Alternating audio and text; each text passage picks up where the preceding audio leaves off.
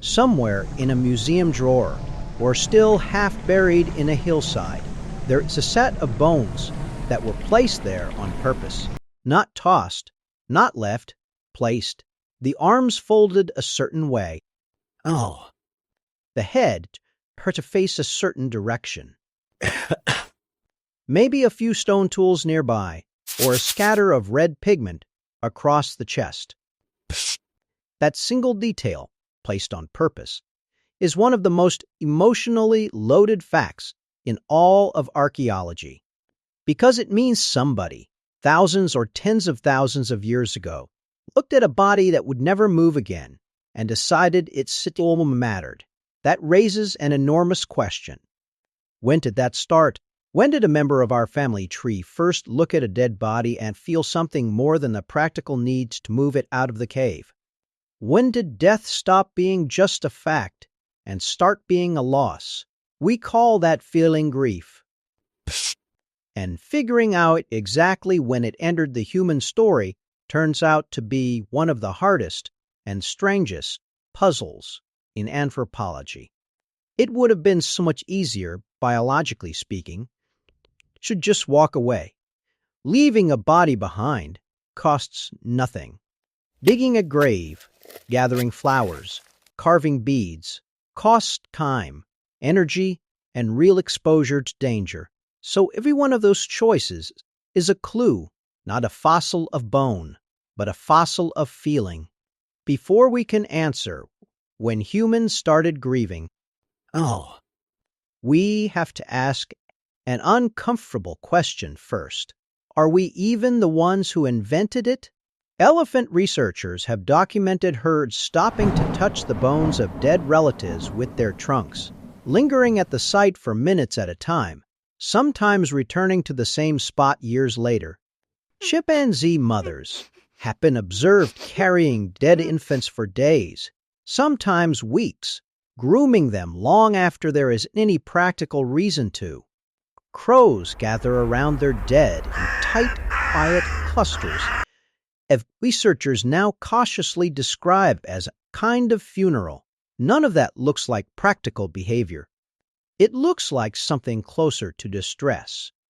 Neuroscientist Jacques Panksepp spent decades mapping the emotional circuitry inside the mammalian brain, and he identified a specific system he called PANIC, or Grieve, a network tied to separation distress, activated whenever a bonded animal is cut off from someone it depends on. That circuitry is not unique to humans. It runs through most mammals, which suggests something important.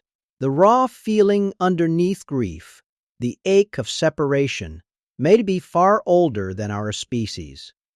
It may be older than the human brain itself. Baby mammals across dozens of species, from puppies to human infants, produce a specific, high-pitched cry the instant they are separated from a caregiver, and that cry activates this same circuitry.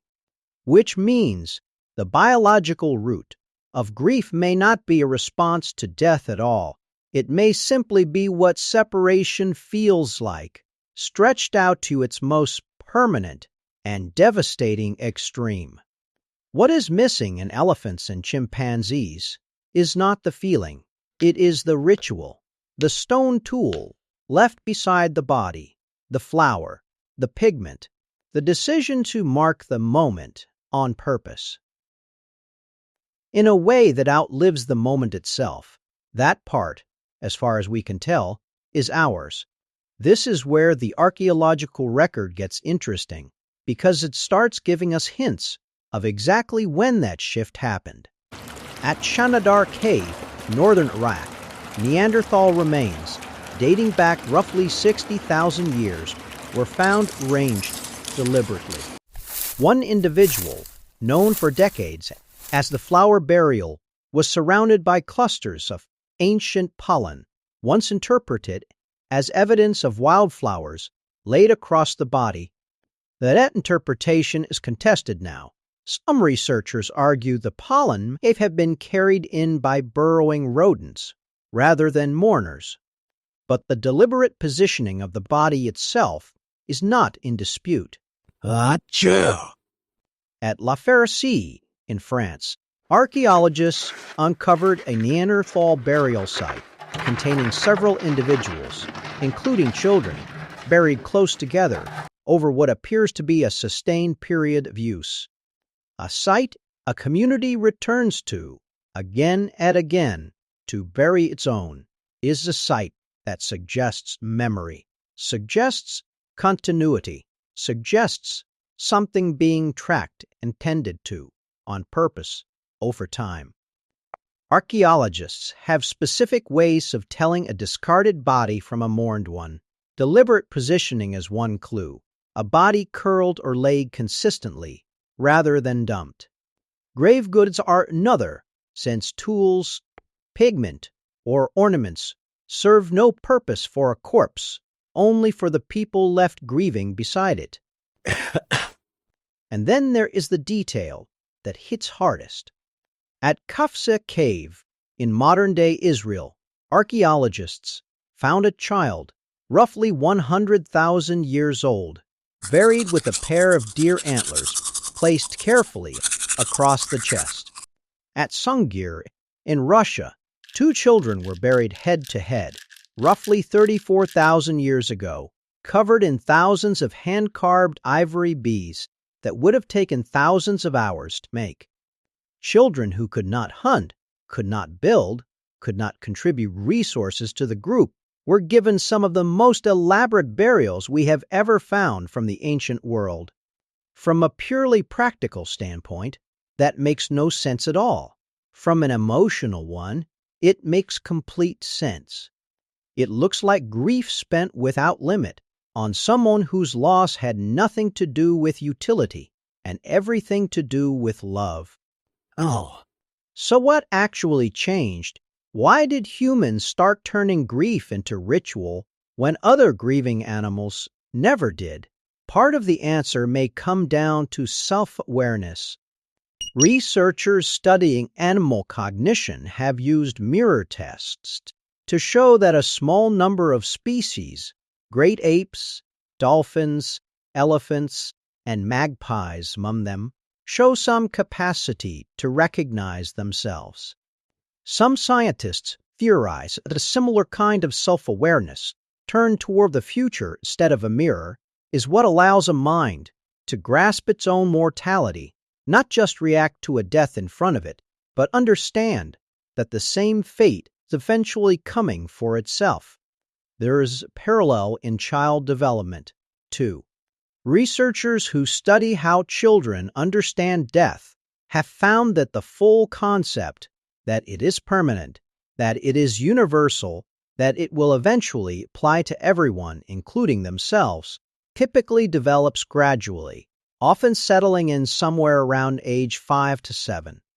Some scientists believe our species may have gone through a similar shift on a much longer time scale, somewhere in our evolutionary past. Oh. Once that understanding existed, grief stopped being just an internal ache and started needing an outlet. Across history, cultures built elaborate systems for exactly that. Ancient Egyptian and Greek art depicts professional mourners, women hired specifically to wail, tear their hair, and lead a public display of loss at a funeral. In Irish and Scottish Gaelic tradition, this took the form of keening, a specific vocal lament sung over the dead. Across widely different cultures, these rituals share one function.